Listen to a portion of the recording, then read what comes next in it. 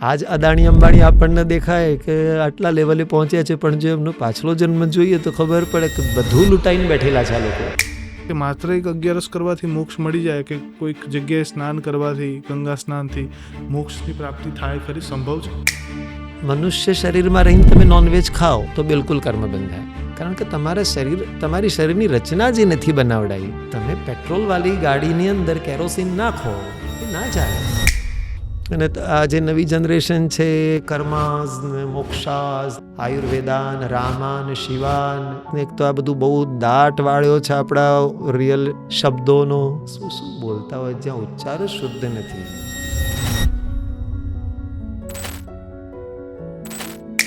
હકીકતમાં જીવન શું છે આધ્યાત્મિક દ્રષ્ટિકોણથી, અને મૃત્યુ શું છે? એટલે શાસ્ત્રમાં અમુક વસ્તુના બહુ ક્લિયર નિયમો છે. જ્યાં તમે વધારે એમાં તો no excuse. You will have to go through whatever punishment the nature will give you. You will have to go through. અહંકારી વ્યક્તિને તમે બહુ પ્રેમથી સમજાવો ને તો મતલબ નહીં, એને એકલો પાડી દેવો પડે.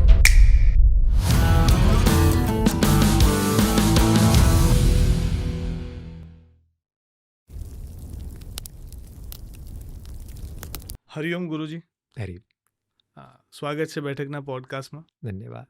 વિક્રમ સંવતના એક નવા વર્ષની હવે શરૂઆત થઈ. આપણે દિવાળી પછીનું નવું વર્ષ આપણે લગભગ ગુજરાતીઓ મનાવતા હોઈએ છીએ, અને જ્યારે આ રીતની એક વર્ષની શરૂઆત થાય એટલે બધાના મનમાં એક ઉત્સાહ, અલગ પ્રકારનો ઉમંગ હોય, એવી આશા હોય કે આ નવા વર્ષમાં બહુ ધન, ધાન્ય, સુખ, સમૃદ્ધિ, સંપત્તિ અને શાંતિ આ બધું પ્રાપ્ત કરી લઈએ.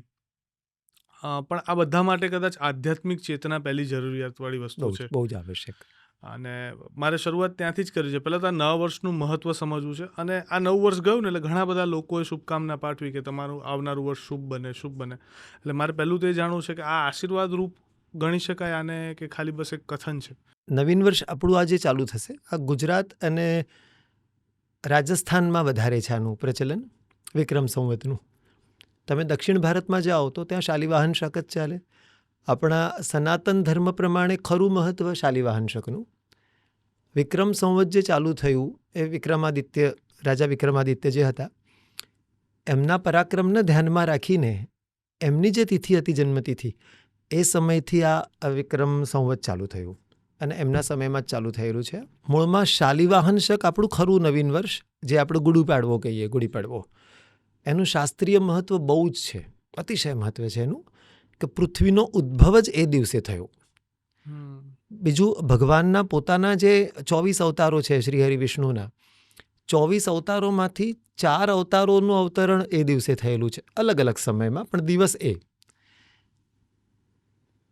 ઘણી બધી એવી ઘટનાઓ છે કે જેના માટે ગુડી પડવો, આમે તમે કદાચ જાણતા હશો કે આપણા સનાતન ધર્મની અંદર 3.5 મુહૂર્ત કહેવાય, વણજોયેલા મુહૂર્ત. જેવી રીતે કે વસંત પંચમી, કે એ દિવસે તમારે કોઈ શુભ કાર્ય કરવું હોય તો કદાચ કોઈ પંડિતને ના બોલાવો કે ભાઈ મુહૂર્ત છે કે નહીં XYZ દિવસે. વસંત પંચમીએ જો તમે દિવસ પસંદ કર્યો છે તો એ વણદેખ્યું મુહૂર્ત હોય. એવી રીતે ગુડી પડવો પણ બહુ જ મોટું મુહૂર્ત કહેવાયું છે. એટલે આપણું સનાતનીનું ખરું નવું વર્ષ જો ચાલુ થતું હોય તો એ રામનવમીના જે નવરાત્રે આવે એ ત્યારનું હોય. પણ ગુજરાત અને રાજસ્થાનની અંદર આ જે વિક્રમ સંવત ખરું, આનું પ્રચલન વધારે છે. ગુજરાત અને મહારાષ્ટ્રનું જો તમે જુઓ તો મહિનાના જે પક્ષ ખરા મહિના એ લોકોના અલગ બદલાય, બીજા બધાના. ગુજરાત મહારાષ્ટ્રમાં અલગ બદલાય. ગુજરાત અને મહારાષ્ટ્ર મહિનો બદલે અમાવસ્યાના દિવસે, અને બાકીનું આખું ભારત, પંજાબને છોડી દઈએ, પંજાબ સંક્રાંતિના દિવસે બદલે. બાકીના બધા ભારતના ભાગોની અંદર બદલાય પૂર્ણિમાના દિવસે. એટલે એ લોકો આપણા કરતાં 15 દિવસ આગળ છે. કોઈ પણ મહિનો એ લોકોને આપણાથી પહેલાં 15 દિવસ ચાલુ થઈ જાય. પક્ષ તો સેમ જ રહેવાનો, કૃષ્ણ પક્ષ અને આ પક્ષ. વિક્રમ રાજાના પરાક્રમને ધ્યાનમાં રાખીને એ સમયના જે બુદ્ધિમાન એમના દરબારના લોકો હતા, એમના દ્વારા વિક્રમ સંવતની શરૂઆત થઈ. મૂળમાં એની પાછળ ફક્ત એવું નથી કે રાજાનો જય જયકાર કરવા માટે વિક્રમ સંવતની શરૂઆત થઈ, એવું નહીં. વિક્રમાદિત્યજીએ જે કર્મો એમણે કર્યા એ બધા કર્મ કરવા પાછળનું એમનું કારણ હતું એમના ગુરુજી. એમના એક ગુરુ હતા, આચાર્ય શાંડિલ્ય. શાંડિલ્ય ઋષિ નહીં, આચાર્ય શાંડિલ્ય નામના એક ઋષિ હતા, એમના ગુરુ હતા. એ જ્યારે પણ એમને કોઈ પણ કરવાનું કહે કે મારે અમુક જગ્યાએ ચડાઈ કરવી છે કે મારે સત્કર્મ કરવું છે, તો એના માટે દર વર્ષે આ જ દિવસ પસંદ કરવામાં આવતો, જે આપણે હવે નવીન વર્ષ તરીકે ઉજવીશું અથવા તો ઉજવીએ છીએ દિવાળીનો next day of the Diwali. તો એના કારણે પછી હવે કયો દિવસ, એ ગુરુજીનું તો મૃત્યુ થઈ ચૂક્યું હતું. બધા વિદ્વાનોએ નક્કી કર્યું કે મહારાજ આપની ઈચ્છામાં મારું ઈચ્છા છે કે આટલું બધું તમારું યોગદાન છે સનાતન ધર્મ પ્રત્યે ભારત વર્ષ વચ્ચે, ભારત વર્ષ પાછળ, તો આપના નામનું એક સંવત્સર શરૂ થાય. રાજા મહારાજા એ વખતે હા પાડતા ના પાડતા એ તો આપણે એમાં બહુ ગરતામાં નહીં જઈએ, પણ બધાનું અનુમોદન મળ્યું. અને પછી દિવસ કયો પસંદ કરવાનો, તો એ જ આપકે ગુરુજી જો હંમેશા કહેતે हैं कि कोई भी शुभ कार्य करना है तो दीपावली के बाद ही करना है. ઉદય કા અભ્યુદય કા દિન હે, અમાવસ્યા જતી રહી હોય અને આમે કારતક મહિનાનું બહુ જ મહત્વ છે ને, આપણે એમાં બહુ જ મહત્વ છે કારતકનું. મંદિરોની અંદર આ દિવસોની અંદર કારતકની અંદર આરતી ચાલુ થઈ હતી, તો એ તમને કદાચ ખ્યાલ હોય તો કાકડ આરતી કહેવાય એને. મારા મહારાષ્ટ્રમાં છે, ગુજરાતમાં છે, દક્ષિણ ભારતમાં. કાકડ આરતીનો મતલબ થાય બ્રહ્મ મુહૂર્તની આરતી. એટલે સૂર્યોદય પહેલાંની આરતી તો ખરી જ, પણ જેને આપણે ડોન ટાઈમ કહીએ, DAWN ડોન, એ ટાઈમ પહેલાંની આરતી. એટલે હજી સૂર્ય અસ્તાચળે આવ્યા પણ ના હોય.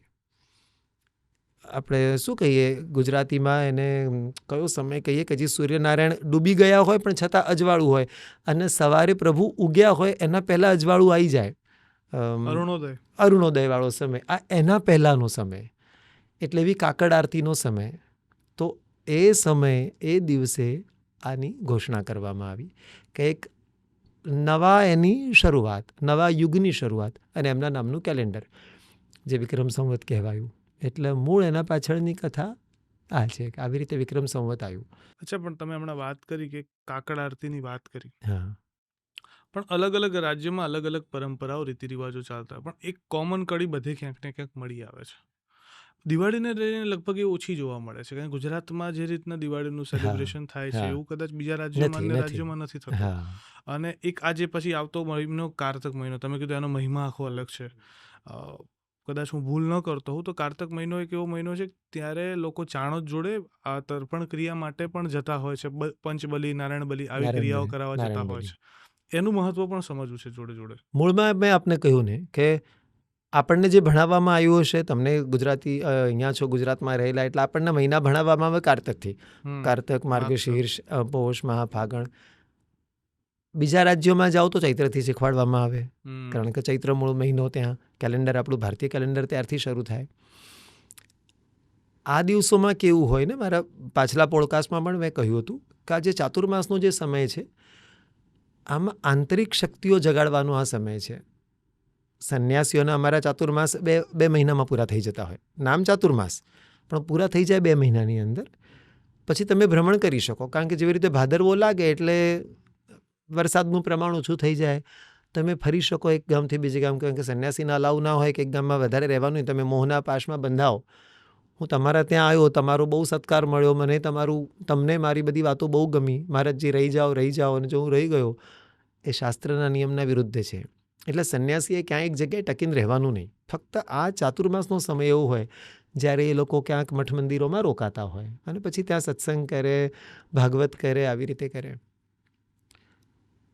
કારતક મહિનો આ બધી વસ્તુઓમાં એક પૂરું થઈ ગયું હોય.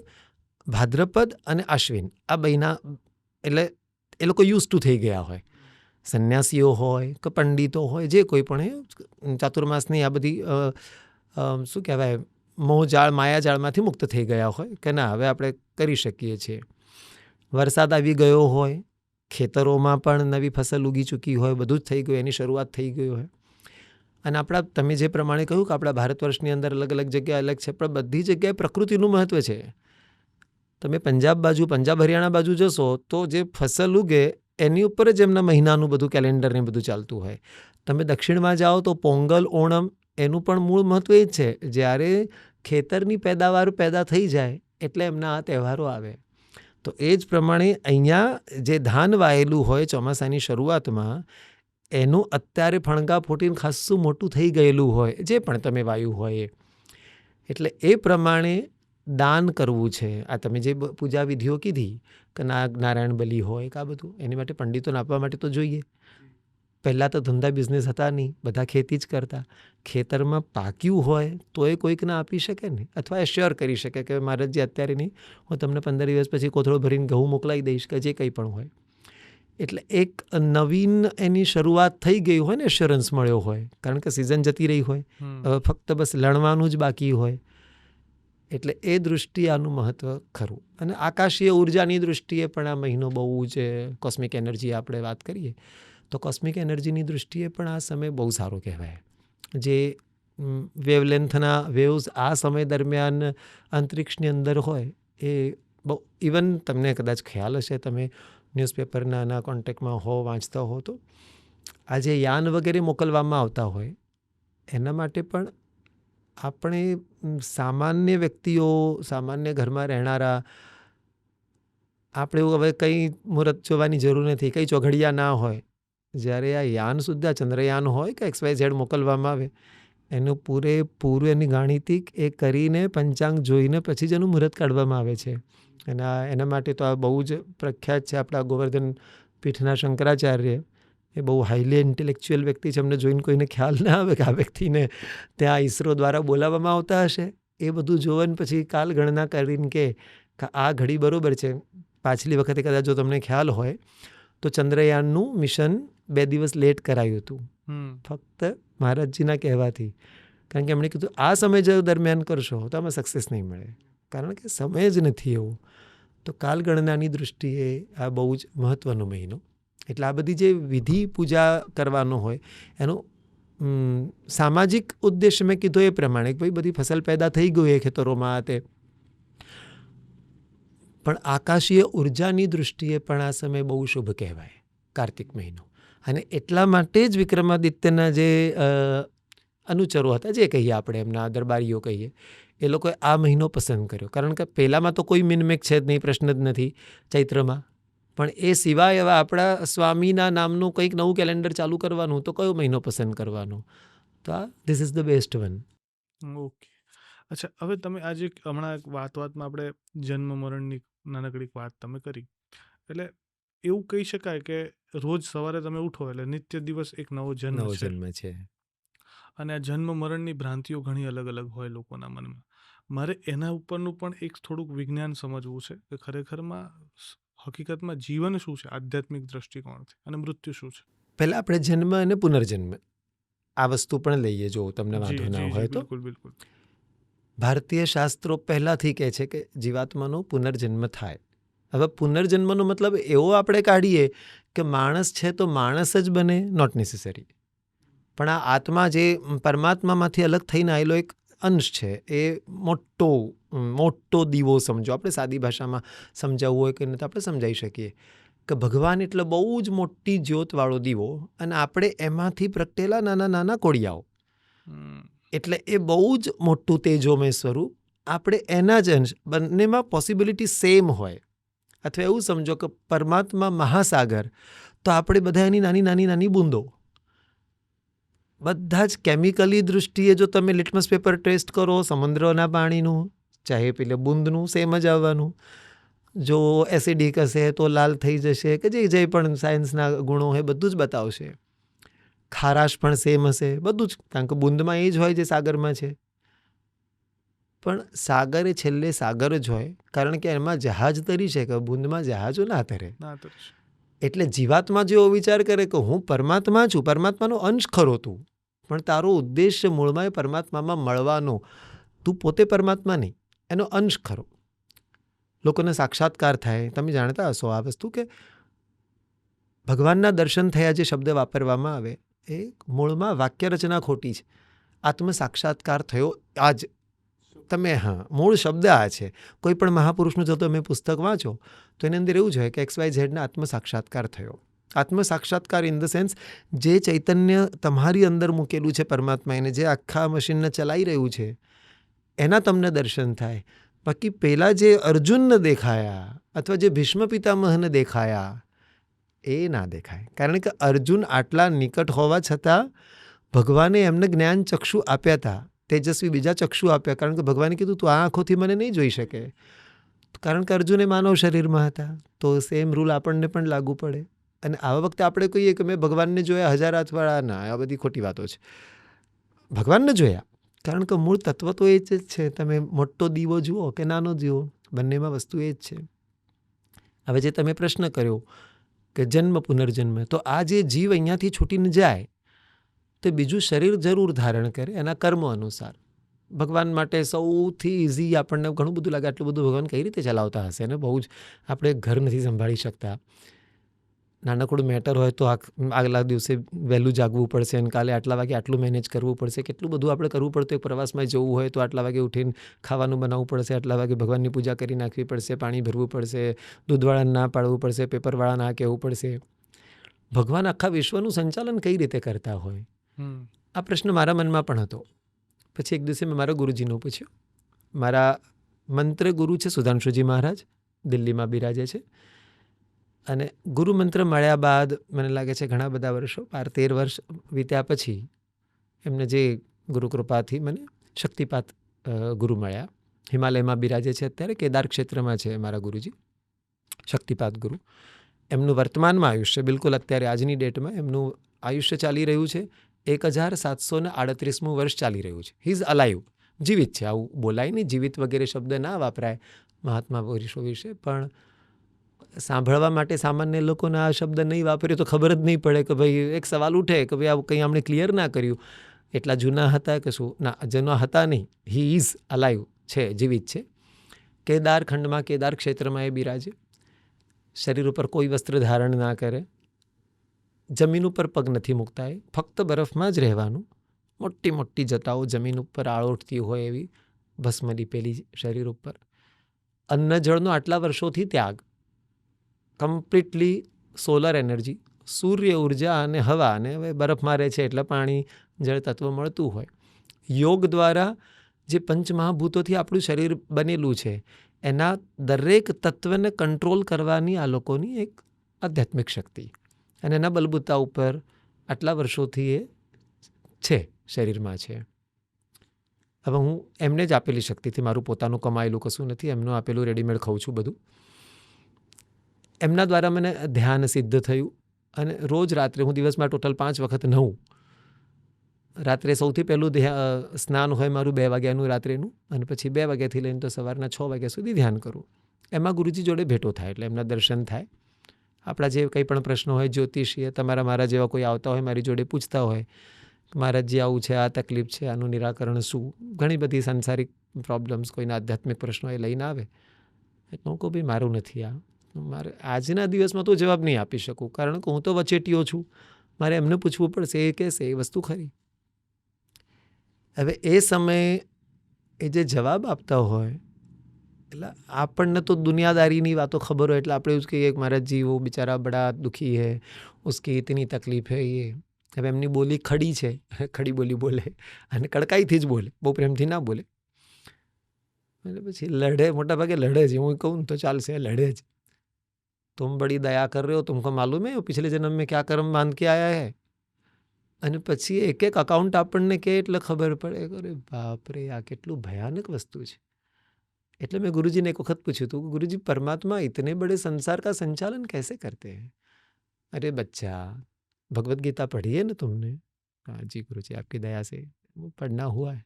तो फिर इतना नहीं समझ पाए तुम? भगवान ने एक सिंपल चीज छोड़ दी है, कर्मवाद. कर्म करो, भुगतो. आज तुमको रोना आ रहा है, पीछे मुड़ के देखोगे तो पता चलेगा कि जिसके लिए रो रहे हो वो बीज तुमने ही बोया था. આજ અદાણી અંબાણી આપણને દેખાય કે આટલા લેવલે પહોંચ્યા છે, પણ જો એમનો પાછલો જન્મ જોઈએ તો ખબર પડે કે બધું લૂંટાઈને બેઠેલા છે આ લોકો. પ્રભુ ભક્તિમાં કહો, ગૌ સેવામાં, ગૌ સેવાનું આપણા ધર્મમાં બહુ જ મહત્વ છે. આજે જેમ તમે મારું પોડકાસ્ટનું શૂટિંગ લઈ રહ્યા છો, આજનો દિવસ મૂળમાં બહુ પવિત્ર છે કે આજે વાઘ બારસ કહીએ આપણે એને, પણ મૂળમાં વસુ બારસ કહેવાય. આજે હા ધેનું એટલે ગૌ માતા અને એમના વાછરડા સાથે પૂજન કરવાનું સંધ્યા સમયે બહુ જ મહત્વ છે એનું. તો આપણા સંસ્કૃતિની અંદર ધનતેરસથી ચાલુ થનારો દિવાળીનો તહેવાર પછી આવશે, પહેલાં ગૌપૂજનનો દિવસ આવી જાય, શ્રી હરિ વિષ્ણુની એકાદશી, આજે એકાદશી પણ છે અને સાથે વસુબારસ પણ છે. તો ગૌ સેવાનું બહુ મહત્ત્વ છે. એટલે આજે આપણને કરોડોપતિ જે લોકો દેખાતા હોય એ લોકોએ ગૌ સેવા પાછલા જન્મમાં તો બહુ જ કરેલી હોય. તો આવ્યું કે નહીં વળી પાછું આ જન્મ, પુનર્જન્મ, જો ખોટા કર્મો હોય તો પછી એ અનુસાર પછી ભગવાન એ યોનિમાં તમને જન્મ આપે. બાકી મૂળ ધારણા એકદમ સત્ય છે, આ માત્ર ધારણા નથી.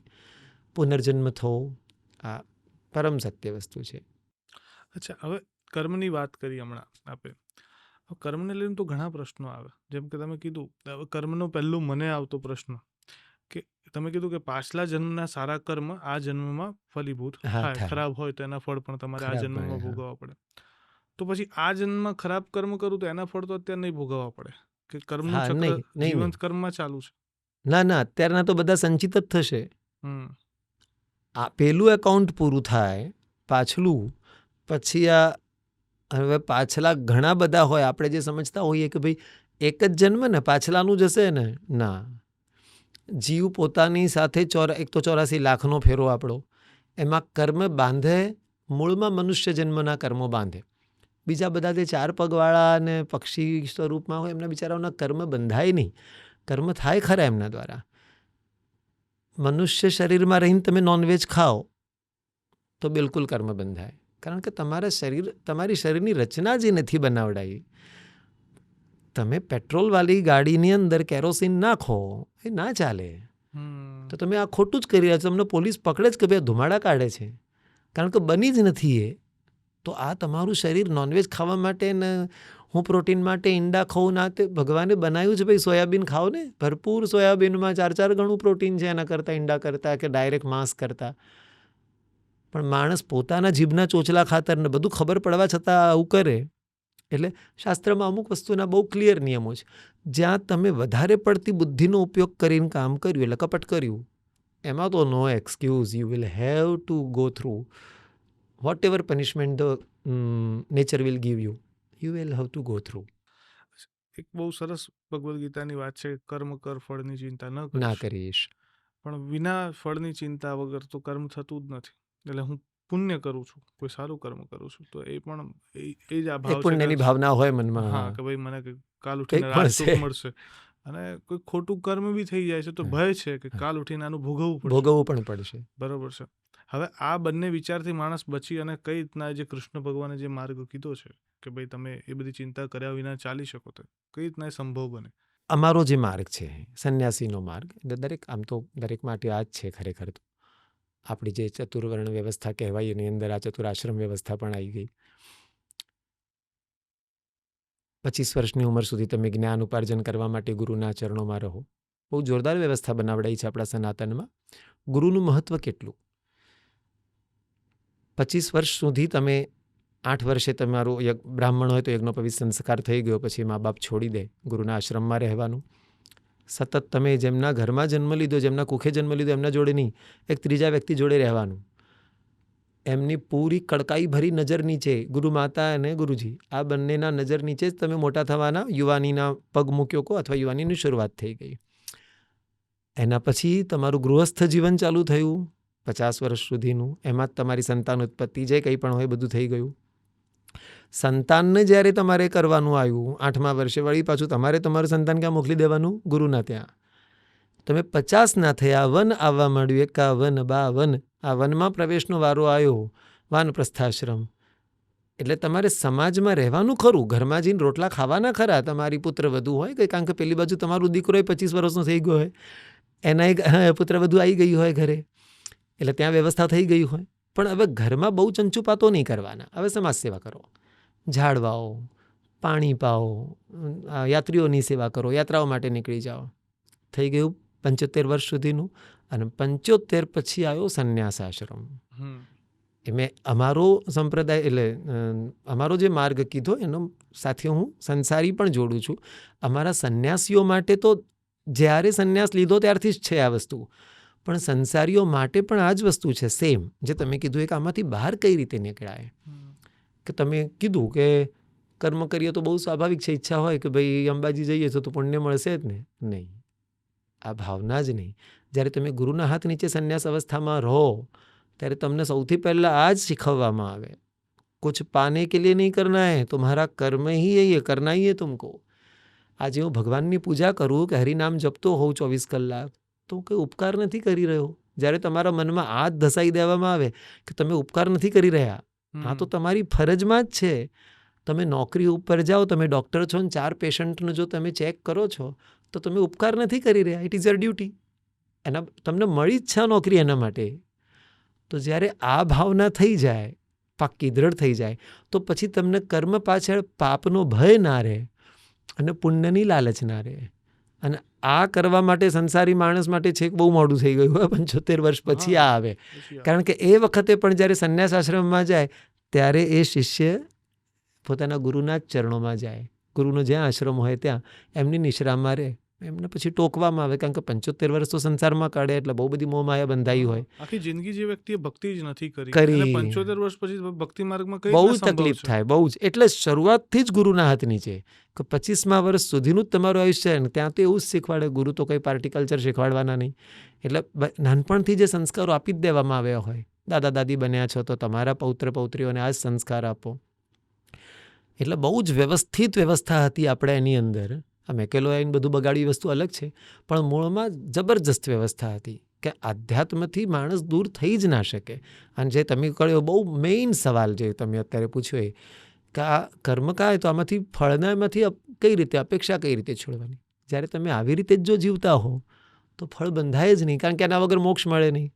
મોક્ષ માટે એવું છે કે આપણે નંબર લાઈન કહીએ, સંખ્યા રેખા ગણિતની દૃષ્ટિએ, કે એક બાજુ તમારા પોઝિટિવ નંબર્સ હોય ને એક બાજુ નેગેટિવ નંબર્સ હોય, પણ શૂન્ય વચ્ચે હોય. એટલે તમારું પુણ્યનું એકાઉન્ટ પણ ના હોવું જોઈએ અને પાપનું પણ ના હોવું જોઈએ. When you come to the balance position then you are qualified for the moksha. એટલે અચ્છા, આ મોક્ષની જે વાતો છે ને એ ખરેખરમાં અત્યારે તો યુવા અવસ્થામાં તો લોકોને નથી સમજાતી, હા, પણ સમજ જ 50, ના 52, 55 વર્ષે એ જઈ મેજોરિટી ઓફ ધ, હા. કારણ કે અત્યારનો જે યુવા ધન છે એ ખરેખરમાં આ બાબતે જાગૃત પણ છે, પણ 52, 55 વર્ષે જઈને ઘણા લોકો એ મોક્ષની કામના માટે થઈને 11 હા કે એવું કરતા હોય. હા હવે મને પ્રશ્ન એવો થાય કે માત્ર એક 11 કરવાથી મોક્ષ મળી જાય, કે કોઈક જગ્યાએ સ્નાન કરવાથી, ગંગા સ્નાનથી મોક્ષની પ્રાપ્તિ થાય ખરી? સંભવ છે? હું તમને બહુ સિમ્પલ એક્ઝામ્પલ આપું. આ તમારા વ્યુઅર્સ પણ જોશે તો એમને પણ આ વસ્તુ વિચાર કરશે તો ખ્યાલ આવશે. ભગવાન પોતે પણ જો તમને મળી જાય ને ભાઈ, તમે હું આપણે સામસામે બેઠા છીએ, ખૂબ પ્રેમથી વાતો કરી રહ્યા છીએ, આત્મીયતાથી, આ રીતે સ્વયં આ વિશ્વનો બનાવનારો પરમાત્મા જો સામે તમારી રીતે આવી રીતે આવીને બેસી જાય, છતાં જીવાત્માને મોક્ષ મળે નહીં. કારણ કે મૂળમાં તમારી પોતાની ઈચ્છા જ નથી. દુર્યોધનની સામે પણ એ જ કૃષ્ણ હતા અને અર્જુનની સામે પણ એ જ કૃષ્ણ હતા. આજે આટલા 5000 વર્ષ વીતવા છતાં દુર્યોધન દુષ્ટ જ કહેવાયો. તો દુર્યોધનની આપણે જે કર્મો જોઈએ છે બહુ સ્વાભાવિક છે કે એની કંઈ ગતિ સારી ના જ થઈ હોય. એના વિશે શાસ્ત્રોમાં ઘણા બધા વર્ણનો છે. અને જ ભીષ્મ પિતામહ જેવો જીવ કે જે હવે પ્રાણ છોડવાના છે અને શ્રી કૃષ્ણ ભગવાન બધા પાંડવોને લઈને ગયા કે આજે આ મહાપુરુષને હવે મારે મુક્ત કરવું જોઈએ, કારણ કે એને વચન લીધું લે છે કે કેશવ, મારા જ્યારે અંતિમ શ્વાસો ચાલતા હોય એ સમયે મારે આંખોની સામે આપ જોઈએ, મારે બીજું કોઈ નથી જોઈતું. તો જેને અંતિમ સમયે પરમાત્મા જો યાદ આવતો હોય, અથવા તો ભરી યુવાનીમાં જે માણસ કે જેને દેવતાઓ પોતાની સાથે યુદ્ધ કરવા માટે લઈ જતા, એ વ્યક્તિ જો એવું કહેતા હોય કે મારા અંતિમ સમયે મને આંખોની સામે તમારું દર્શન જોઈએ અને મોઢામાં તમારું નામ હોવું જોઈએ, એટલે આ જે ભૂખ છે કે મને પરમાત્મામાં મળી જ જવું છે, તો પછી તમારી સામે કદાચ ભગવાન નહીં હોય તોય તમારી મુક્તિ નક્કી છે. પણ જો તમારી સામે સ્વયં પરમાત્મા બેઠો હોય પણ તમારું ધ્યાન બધું સંસારમાં જ હોય કે ભગવાન મને ગાડી આપી દે ને મને જોડે મારુતિ છે ને મારે BMW જોઈએ છે, તો એમાં મોક્ષ ના મળે. કદાચ BMW મળી જાય પણ શું કરવાનું આ બધું? એટલે આ મોક્ષને જે લોકો સમજતા નથી, અને આ જે નવી જનરેશન છે કર્માઝ ને મોક્ષાઝ ને, એક તો આ બધું બહુ દાટ વાળ્યો છે આપણા રિયલ શબ્દોનો, આયુર્વેદાન, રામાન, શિવાન, શું બોલતા હોય જ્યાં ઉચ્ચાર જ શુદ્ધ નથી. આ મંત્રશાસ્ત્રમાં તો આનું બહુ જ મહત્વ હોય, તમારો ઉચ્ચાર બહુ શુદ્ધ હોવો જોઈએ. જેને જુઓ, જે આખી ભગવદ્ ગીતા આખી 18 અધ્યાયોના નામ નહીં ખબર હોય ભાઈ, પણ નવી જનરેશનના 20-22 વર્ષના છોકરા છોકરીઓ જે વાતો કરતા હોય ને, હું તો કર્માસમાં માનું છું. ભાઈ તારો આ કર્મ, તને કર્મ એટલે શું ખબર પડે છે?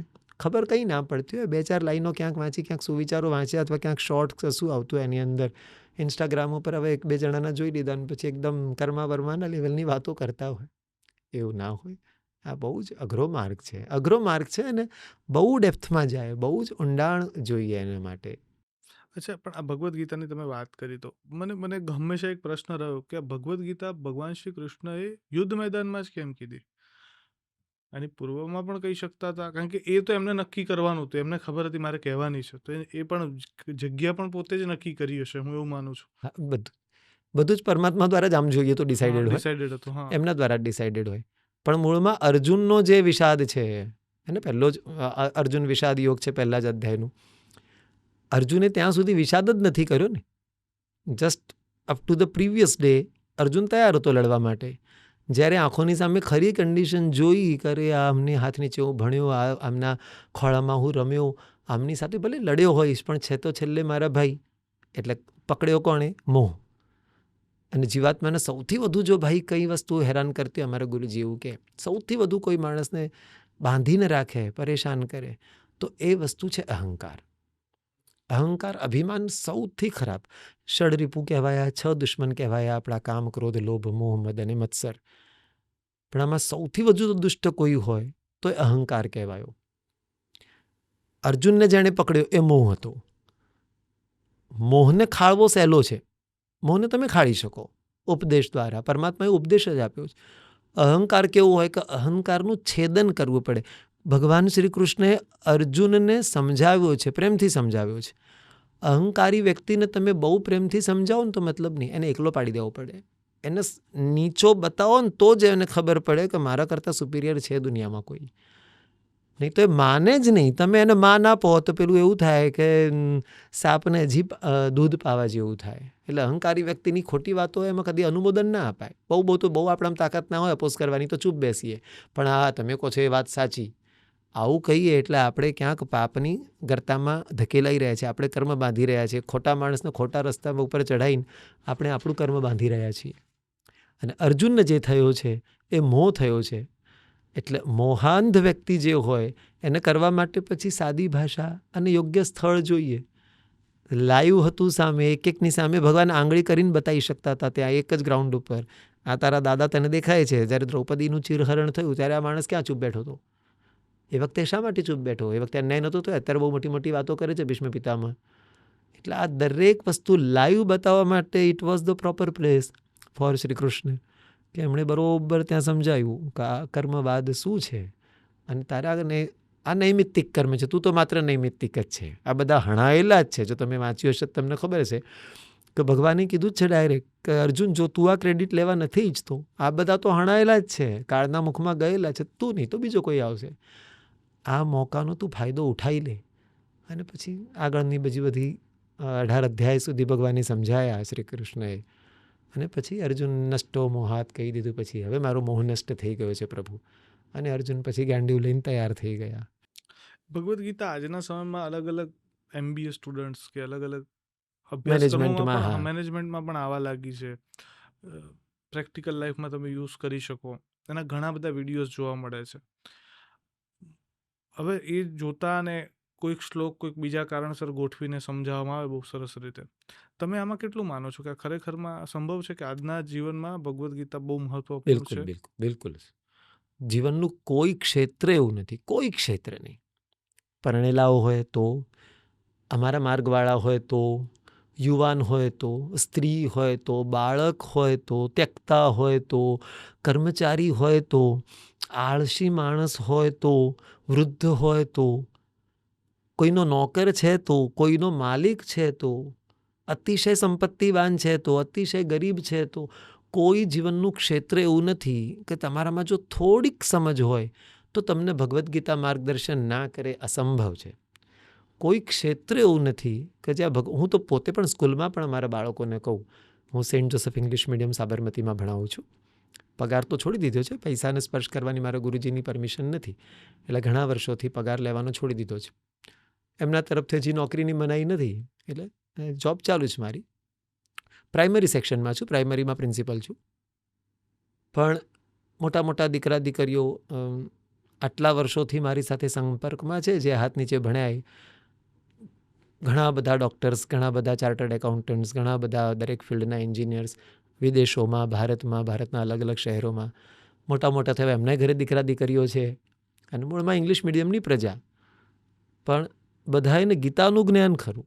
કારણ કે હું પોતે એની ઉપર બહુ ભાર આપું કે મારા બાળકો ક્યારેક એવું બને કે મારાથી દૂર જવું પડશે એમને રોજીરોટી કમાવવા, અને જીવનની ઘટમાળ એટલી બધી જંજાળ ભરી છે કે એમાં મારું બાળક ક્યાંય અટવાવું ના જોઈએ.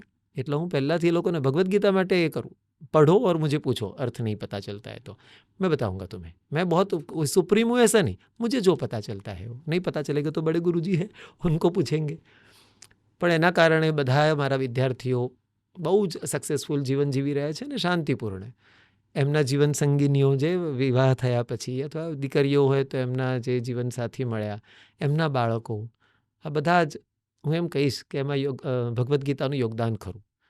તો કોઈ ક્ષેત્રે એવું નથી, ભલે એને મેનેજમેન્ટ સ્ટડીઝની અંદર એને વણી લેવામાં આવે અથવા તો પોલિટિક્સની અંદર વણી લેવામાં આવે, જેવું મોદીજી વણી લે છે. આ વસ્તુ છે એ દરેક ક્ષેત્રમાં કામ આવડે. તમારામાં પોતાની થોડી આંતરિક સમજ હોવી જોઈએ તો એ બિલકુલ કામ આવે, બિલકુલ ઉપયોગી છે. અચ્છા, જીવનમાં કેવું થાય, અત્યારના સમયમાં ઘણા બધા ચેલેન્જીસ આવતા હોય, દિવસે ને દિવસે કામને લઈને છે, પરિવારને લઈને છે, સોશિયલ લાઈફને લઈને પણ છે.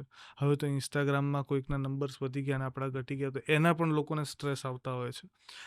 આ જે સમય ચાલે છે કે આ દોરમાં જે લોકો બહુ તણાવમાં જીવે છે, આ લોકો પોતાના મનને શાંત રાખી, એકાગ્ર રહી અને જીવનના લક્ષ્ય તરફ આગળ વધી શકે, એના માટે શું કરવું જોઈએ? સૌથી પહેલાં તો આ દેખાદેખીની દોડ ભાઈ બંધ કરવી જરૂરી છે. મૂળમાં આ અંદરથી જ થાય. આ મા બાપ અને ટીચરોએ કરવાનું કામ છે. બાળકમાં તો બુદ્ધિ ના હોય. કોઈ બાળક કદાચ અપશબ્દ બોલતું હોય તો હું પર્સનલી એવું માનું છું બાળકનો દોષ નથી, ઘરવાળાએ ધ્યાન નથી આપ્યું. જ્યારે પહેલી વખત બોલ્યો હોય, શક્ય છે એક ઝાપટ મારવી પડે, પ્રેમથી સમજાવો, કડકાઈથી કરો, પ્રેમથી કરો. તો જ્યારે આ જે દેખાદેખી, અત્યારે હું તો મારું તો આ ફિલ્ડ છે ને, શિક્ષણ ક્ષેત્રમાં જ છું. બાળકના મનની અંદર કોમ્પિટિશનની ભાવના મા બાપ ભરતા હોય, શિક્ષકો ભરતા હોય. એ ભણતર સુધી રહી જાય ત્યાં સુધી વાંધો નથી. આ પછી એટલું બધું અંદર લોહીની અંદર ભળી જાય કે તમારી જોડે જો XYZ કાર છે અને મારી જોડે આ છે, સેમ પાર્કિંગમાંથી જો તમને મેં બહાર નીકળતા જોયા અને હું એ કારમાં બેઠું, મને ન લેન ન દેન, કોઈ લેવા દેવા નથી. હું વગર જોઈએ તો પોતાને ઇન્ફિરિયર ફીલ કરવા માંડું છું કે આ XYZ જાણી જોઈને મારી સામે આવી કાર લઈને નીકળે છે. આ તમે જોતા હશો કે બહુ બહુ સામાન્ય થઈ ગયેલી વસ્તુ છે. અને આ અતિશય પ્રચાર, અમે આજે આ હોટેલમાં ખાધું, અમે આજે આ ફૂડ ખાધું, આ બધાના આ શું કહેવાય, ફેસબુક ને ઇન્સ્ટા ઉપર આ રીતે મૂકવું, સ્ટોરી, હા શું આજની ભાષામાં જે કંઈ પણ એના માટે શબ્દો વાપરો, આ બધી જે નોટંકીઓ ચાલુ થઈ ગઈ છે, આમાં જીવ મૂળ માણસ પોતાની સહજતા ખોઈ બેઠો છે. નથી લાગતું તમને કે આપણે સહજતા ખોઈ બેઠા છીએ? અમારા ત્યાં એક બહેન આવે છે વેચવા માટે, ફળો વેચવા માટે. આજુબાજુમાં રહેનારા બધા આપણા જેવા સામાન્ય લોકો છે. હવે એ લોકોને જોઈને ફળ વેચનારી બાઈ, આપણું સરસ શુદ્ધ ગુજરાતી નામ છે મસ્ત સફરજન, એ સફરજન નથી બોલતી. તમે લોકો જોતા હશો તમારે આજુબાજુમાં ઘરમાં સફરજન જતું રહ્યું, એપલ. હવે એપલ કહેવાનું, એપલ જ કહેવાનું. જન્મદિવસ નહીં, જન્મદિન કી શુભેચ્છા. હવે હું બાબાજી છું, થોડો મારો સ્વભાવ છે કે હું ટોકનારો માણસ છું कि बाबा जी को आपने हिंदी में, अंग्रेजी में कहेंगे हैप्पी बर्थडे या तो हैप्पी दिवाली, तो बाबा जी गुस्सा करेंगे. હું ટોકું છું તો બાબા જી કો अपने सही हिंदी में बोलते हैं. અને પછી મને કહે છે સાલ મુબારક. ભાઈ સાલ મુબારક આખો ઉર્દુ શબ્દ છે, ફારસી શબ્દ છે. તમને પોતાની ભાષા નથી આવડતી કે નૂતન વર્ષ અભિનંદન, કે નવીન વર્ષની ખૂબ શુભેચ્છા. આ બધું દેખાદેખીમાં માણસ પોતાના મૂળ સંસ્કૃતિથી દૂર ગયો, અને મૂળ કારણ ત્યાં છે. હાય આવી ગયું, હેલો આવી ગયું, છાતી પીટીને હાય કરનારા આપણે રામ રામ જો કોઈએ બોલ્યું, આપણી મમ્મી કે પપ્પા, જો આપણા મિત્રો આવેલા હોય ઘરે, આજકાલના છોકરા છોકરીને અમે જોઈએ છીએ, તો મમ્મી જો રામ રામ કે જય શ્રી કૃષ્ણ કહે તો છોકરાઓને સો કોલ્ડ આ જે IT કલ્ચરવાળાને એમને ગમતું નથી. હા રામ રામ કેમ મમ્મી, આ બધું શું લગાવી રાખ્યું છે તું, યાર પાછળની હાવ ગમારની ગમાર રહી ગઈ, XYZ આંટી તો જીન્સ પહેરે છે, તું હજી સાડીમાં જ રહી ગઈ. એટલે આ બધું એટલું બધું ઘૂસી ગયું છે ને આ સતત તમે વિચાર કરો જ્યારે મગજમાં આ જ ચાલતું હોય, શાંતિ ક્યાંથી મળે? બાકી ફાટેલા કપડામાંય માણસ જો ટાઇલ્સ ઉપર સૂઈ શકતો હોય ઘરમાં અને જે મજા આવે ગરમીઓમાં કે XYZ સિઝનમાં, એ તમને એસીમાં નહીં આવે. પણ પેલું એવું ને કે મારા ઘરમાં એસી છે, I have to show it to people. અને એના કારણે જે આ સહજતા જતી રહી, મૂળ તત્વ જતું રહ્યું, તો આ સ્ટ્રેસ તો આવવાનું જ. બાકી સંભવ છે ઇઝીલી આ બધા જે થોથા આપણે ઉપર ચડાવી રાખ્યા છે આવરણો, આ બધા કાઢી નાખીએ વિચારોના. કે જેવો મને પરમાત્માએ મૂક્યો છે એવો. નાનો બાળક હતો ત્યારે મને ક્યારેય પ્રોબ્લેમ નહોતો થતો કે ભાઈ શાવર બાથની નીચે જ નાહવું જોઈએ, એવું કંઈ નહીં. ટબલર લીધું પાણી, મમ્મીને એવું લાગતું હોય કે નાહ્યો કે ના નાહ્યો, એમને બાળકો બહાર આવી જતા. આજકાલ એવું નથી, કલાક અંદર વિતાવવાનો.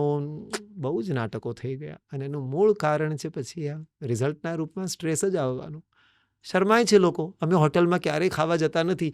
આવું કહેતા લોકોને શરમ આવે છે કે ભાઈ બીજનો તહેવાર જેવા આવશે ને આપણા, કેટલો મોટો તહેવાર કે બહેન વર્ષભર રાહ જોતી હોય કે આપણે આપણી સંસ્કૃતિની અંદર મોટાભાગે ખાય નહીં બહેનના ઘરનું, પણ એક દિવસ એવો આવે કે જ્યારે બહેન રાહ જોતી હોય કે હું મારા હાથે બનાવેલું મારા ભાઈને ખવડાવું. તમે કારમાં જતા હશો, ગાડી ઉપર જવા, બધી હોટેલોમાં ઉભરો આવે છે કે બહેન પોતાના ભાઈને તમે બનાવીને ખવડાવી ના શકો.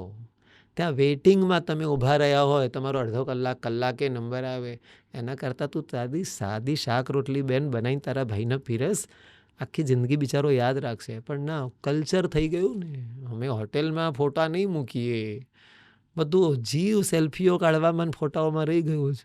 એટલે પછી અશાંતિ આવવાની જ ભાઈ, અશાંતિ આવ.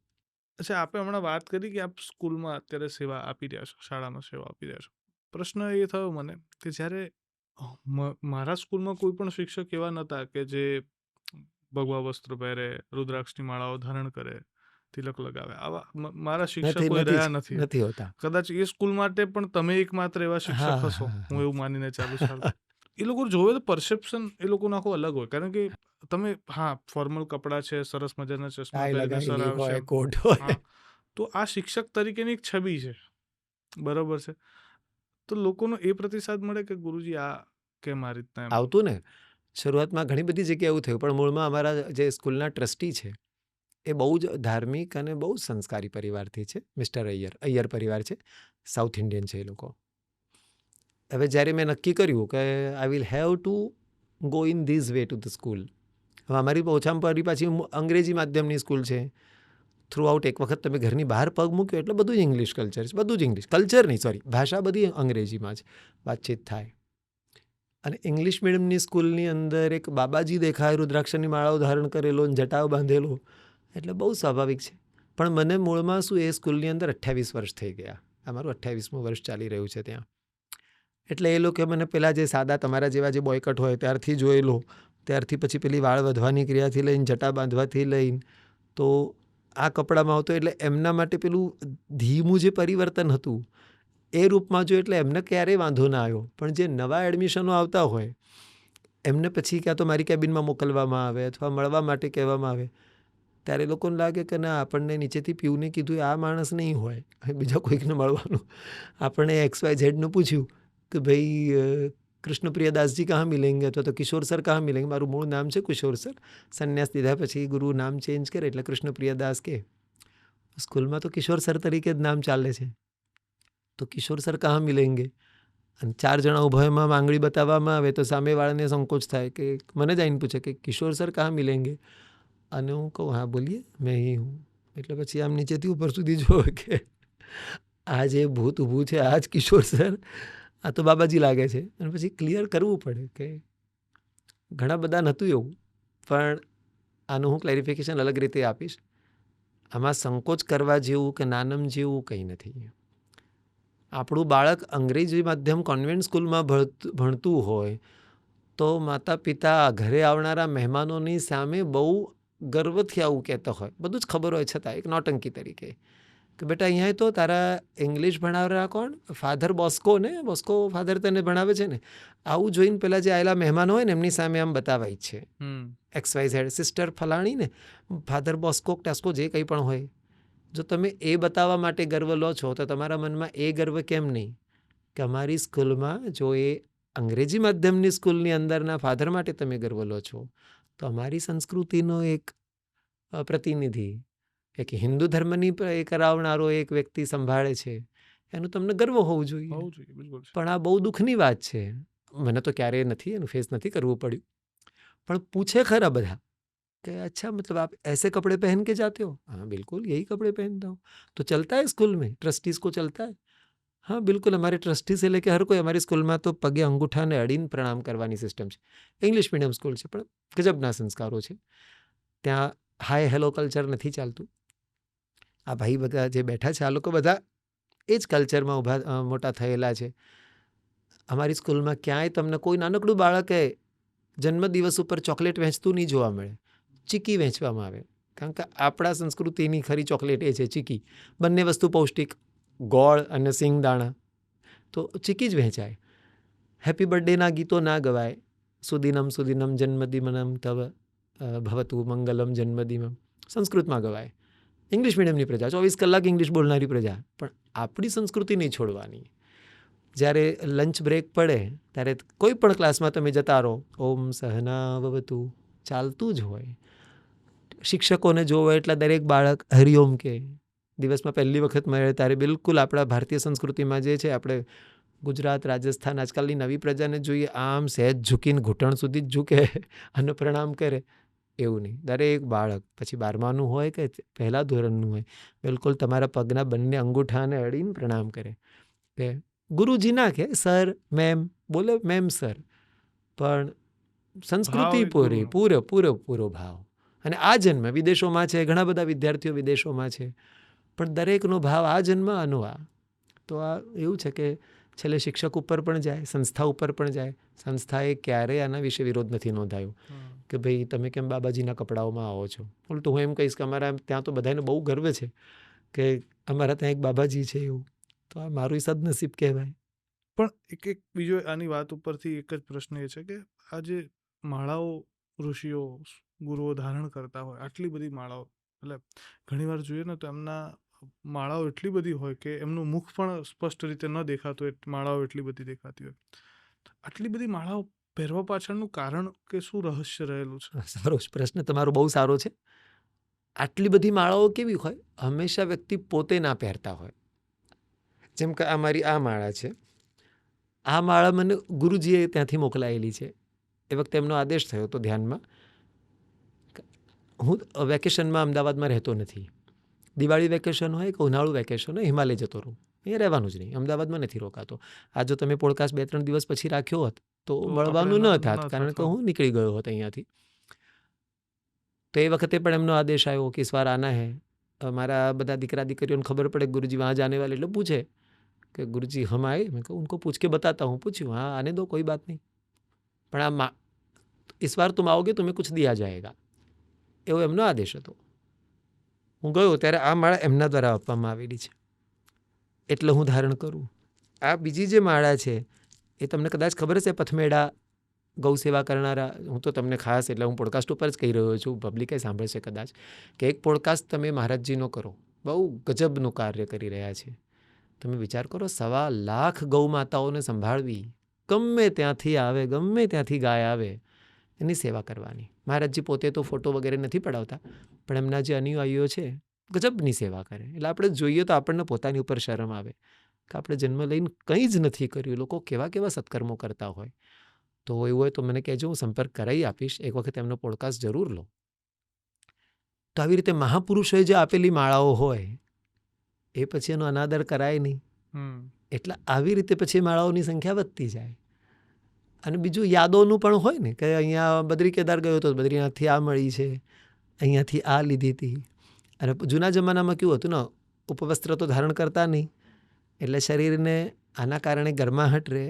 બીજું રુદ્રાક્ષ વગેરે એવી વસ્તુ છે કે એના બહુ જ ગુણો છે. એની તો 1 મુખીથી લઈને તો 14 મુખી 15 મુખી સુધી તમે જાઓ, દરેકના પોતાના ગુણ છે.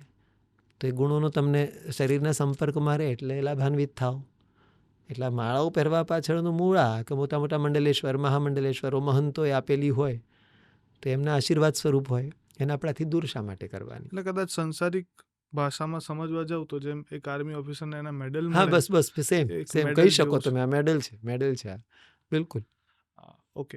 અચ્છા, હવે માળાની સાથે સાથે એક છે તિલક. હું અલગ અલગ ગુરુઓને જોઉં કે સ્વામીઓને જોઉં તો બધાના તિલકના અલગ પ્રકારો અલગ અલગ અલગ હોય. આપનું તિલક અલગ અલગ છે પ્રકારનું છે. અલગ છે અ, એક ઘણા બધા એવા ગુરુઓ છે કે જેમના તિલકમાં હા અલગ અલગ અલગ અલગ પેટર્ન કે ડિઝાઇન, જેને હા કદાચ હા મારી કહી શકીએ. સંસારિક હા ભાષામાં હું સાદી કહું તો ભાષામાં આપણે એને ડિઝાઇન કહી શકીએ. બરોબર છે. આની પાછળના પણ કંઈ રહસ્ય હોય છે કે બસ એ સ્વાભાવિકતા હોય છે? નહીં નહીં, મૂળમાં એની પાછળ લોજિક છે. તમે કયા સંપ્રદાય જોડે જોડાયેલા છો, હમ. આના દ્વારા તમારો સંપ્રદાય ખબર પડે. તમે શૈવ છો, વૈષ્ણવ છો, શાક્ત છો, ગણપત્યવાળા છો, આના દ્વારા ખબર પડે. હવે આની અંદર વળી પાછા પેટા પ્રકારો છે. અમારો હરિહર સંપ્રદાય છે. હરિ અને હર બંને એક જ છે. શિવ અને વૈષ્ણવને અલગ ના માનશો. એક જ વ્યક્તિના બે ફોટા હોય એવી રીતે પ્રભુના બે સ્વરૂપ છે, શ્રી હરિ વિષ્ણુ અને શિવ. એટલે એ ઐક્ય બતાવવા માટેનું આ તિલક જે અમારા ગુરુજી મહારાજી ગુરુજી છે એમના દ્વારા કહેવામાં આવેલું આ તિલક. અમારી સ્કૂલમાં હું તમને એ પણ કહી દઉં, અમારા સ્કૂલનો દરેક બાળક આ તિલક કરે. સેન્ટ જોસફમાં જો તમે આવો તો દરેક દીકરા દીકરીઓને તમારા માથા ઉપર આ તિલક દેખાશે અને ખૂબ પ્રેમથી બિલકુલ દિલથી આ તિલક કરે કે ઐક્યનો ભાવ. બીજી રીતે આમ સમજો કે આત્મા અને પરમાત્માનું ઐક્ય છે, એક દિવસે એક જ થવું પડશે, એના સિવાય બીજો કોઈ ઉપાય જ નથી. પ્રયત્ન એના જ કરો કે ઐક્ય ભાવ થાય. તો આ તિલક જે છે એ તમારો સંપ્રદાય બતાવે અને બીજું આવું ઘણી બધી વસ્તુઓ ઇન્ડિકેટ કરતું હોય. જેવું મેં કીધું કે અમારામાં ઐક્ય બતાવે કે હરિ અને હર આ બંને એક વસ્તુ છે. સાદી ભાષામાં સમજાવવા માટે જોઈએ તો જેવી રીતે બ્રાન્ડનું નામ હોય હમ. એવું સમજો કે અહીંયા આ એક સિક્કો લગાવેલો છે કે આ મટીરિયલ ત્યાંનું છે, એમનું મટીરિયલ છે, એટલે અહીંયા તમે વિશ્વાસ મૂકી શકશો. એટલે આ છે ને, ખરેખરમાં ઘણા લોકોને પણ આવો પ્રશ્ન થતો છે, જેમ હા મને થતો થયો કે હશે ને, ભાઈ અલગ બિલકુલ. અલગ પ્રકારના તિલકોની પાછળના કંઈક કારણ હોય. તો સાથે સાથે કોઈ ચમત્કારિક કે દિવ્ય કારણો હોય છે તિલકમાં? કારણ કે ભાઈ આ ઘણી તો વાર ખરું એવું જ તમારી મેં ઘણી વખત એવું સાંભળ્યું છે. હવે આ થોડોક વિષય થોડોક હા હા વિપરીત જઈ રહ્યો છે, પણ આની પર મારે જાણવું હા, છે કે અમુક તિલકો અમુક કાર્યસિદ્ધિ માટે હોય, હા પર્ટિક્યુલર કે સત્ય કોઈ છે. તંત્ર સિદ્ધિ હા પ્રમાણેનું તિલક છે કે તિલક કરીને જાઓ તો એ મોહિની હા હા પ્રકારની તમારી ઉર્જા બિલકુલ. આવે. કોઈ સભા હા સંબોધવાની છે તો એ વિશિષ્ટ એ પ્રકારના હા તિલકો હોય છે. આ રીતની કેસરનું વાતો તિલક મેં હોય, ક્યાંક ને ક્યાંક સાંભળી છે. સત્ય આ છે. બધું સત્ય છે? બિલકુલ બિલકુલ સત્ય છે. એટલે એનો પ્રભાવ પડતો જ હશે. જે તે દરેક દ્વારા એવું નથી કહેવું મારું, દરેક દ્વારા ના થાય. એ વ્યક્તિએ પોતે એટલી સિદ્ધિઓ પ્રાપ્ત કરેલી હોય તો પછી એના દ્વારા આપણને આ વસ્તુ મળેલી હોય તો અસર કરે. બાકી કેસરનું તિલક કરીને જાઓ અને તમે સભા સંબોધો તો પબ્લિક તમને તમારી પાછળ ગાંડી ગાંડી થશે, એવું ના હોય. એ કેસર કોઈ સિદ્ધ પુરુષ દ્વારા મળેલું હોય તો એનાથી રિલેટેડ જે મંત્રની સિદ્ધિ હોય ફક્ત કેસર ઉપર જ થઈ શકે. હમ. જેવી રીતે ખ્યાલ આવ્યો ને તમને કે તમે શૈવ સંપ્રદાયના છો તો ભાઈ રુદ્રાક્ષ જ કેમ, તુલસીની માળા કેમ નહીં? પણ એના પોતાના અલગ વાઇબ્રેશન્સ છે. શૈવના જે મંત્રો છે, જેટલા પણ તમે લઈ લો, કોઈ પણ શૈવ મંત્ર લઈ લો, એ શૈવના મંત્રોને પોતાની અંદર સંચિત કરીને સમય અનુસાર એ જે તે વ્યક્તિ માટે એનો ઉપયોગ થઈ શકે એ ધારણાની શક્તિ માત્ર રુદ્રાક્ષમાં જ છે. વિષ્ણુથી રિલેટેડ જે મંત્ર છે એ બધાની જ ધારણાની શક્તિ તુલસીમાં જ છે. તો પછી તમે વિષ્ણુના મંત્ર કરતા, હા શિવજીને તમે બિલકુલ તુલસી માળા પહેરાવો. મારા ઘરે મારા ગુરુજીની આજ્ઞાથી શિવજીની સ્થાપના થયેલી છે. એમનું નામ છે વિષ્ણુપ્રિય મહાદેવ. વિષ્ણુપ્રિય મહાદેવ કહો, કૃષ્ણપ્રિય મહાદેવ કહો, એમને બંને ઉપચાર ચડતા હોય. શૈવ કારણ કે અમારું મૂળ તત્વ જે છે ને કે શિવ હરિ અને હરિ એક જ છે, બંનેને અલગ માનો એટલે મૂર્ખ કહેવાઓ, જેવું આદિ જગદગુરુ શંકરાચાર્ય પ્રભુએ કીધું છે. તો મારા ઘરે જે પ્રભુનો શ્રી વિગ્રહ છે એમને તુલસીની માળા પણ ચડે વૈષ્ણવ અનુસાર, તો રુદ્રાક્ષ પણ ચડે. એ પિતાંબર પણ પહેરે તો વ્યાઘ્રાંબર પણ પહેરે. એમને બિલીપત્ર પણ ચડે તો તુલસીપત્ર પણ ચડે. એમને ચંદનના લેપ થાય તો ભસ્મના લેપ પણ થાય. એટલે આ બધી વસ્તુ એમનેમ આ સારું લાગ્યું ના નક્કી કર્યું એવું નથી. એની પાછળ બધું બહુ જ સાયન્સ પણ છે ને બધું લોજિક પણ છે.